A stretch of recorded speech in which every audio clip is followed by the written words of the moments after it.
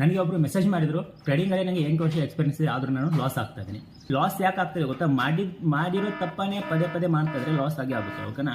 So ಎಲ್ಲಿ loss ಆಗ್ತಾ ಇದೆ ಅನ್ನೋದನ್ನ ಫಸ್ಟ್ ನೀವು ತಿಳ್ಕೊಳ್ಳಿ. ತಪ್ಪನ್ನು ಮೊದಲು ನೀವು ಸರಿಪಡಿಸ್ಕೊಳ್ಳಿ. ನಿಮ್ಮ ತಪ್ಪನ್ನು ನೀವು ಸರಿಪಡಿಸ್ಕೊಂಡ್ರೆ ಸೊ ನೀವು ಏನು ಮಾಡ್ಬೋದು, ನೀವು ಟ್ರೇಡಿಂಗಲ್ಲಿ ನಿಮ್ಗೊಂದು ಗ್ರಿಪ್ ಸಿಗುತ್ತೆ. ಸೊ ತಪ್ಪನ್ನು ಹೆಂಗೆ ಸರಿಪಡಿಸ್ಕೊಳ್ಬೇಕು?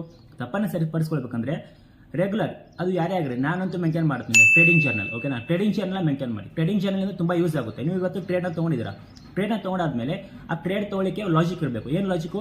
ಇಲ್ಲಿ ನಾನು ಟ್ರೇಡ್ನ ಯಾಕೆ ಬೈ ಮಾಡ್ತಾ ಇದ್ದೀನಿ, ನಾನು ಎಸ್ ಎಲ್ ಕೊಡ್ತಾ ಇದ್ದೀನಿ, ಎಸ್ ಎಲ್ ಇದೆ ಪ್ಲೇಸ್ ನಾನು ಯಾಕೆ ಕೊಡಬೇಕು, ನನ್ನ ಕ್ಯಾರೆಕ್ಟ್ ಎಷ್ಟಿದೆ, ಈ 3 ಐಡಿಯಾ ನಿಮಗೆ ಗೊತ್ತಿದ್ರೆ ಸೊ ನೀವು ಟ್ರೇಡಿಂಗಲ್ಲಿ ಪ್ರಾಫಿಟ್ ಆಗ್ತೀರಾ. ಇಲ್ಲ ಅಂದರೆ ನೀವು ಟ್ರೇಡಿಂಗಲ್ಲಿ 100% ಲಾಸ್ ಆಗಿ ಆಗ್ತೀರಾ.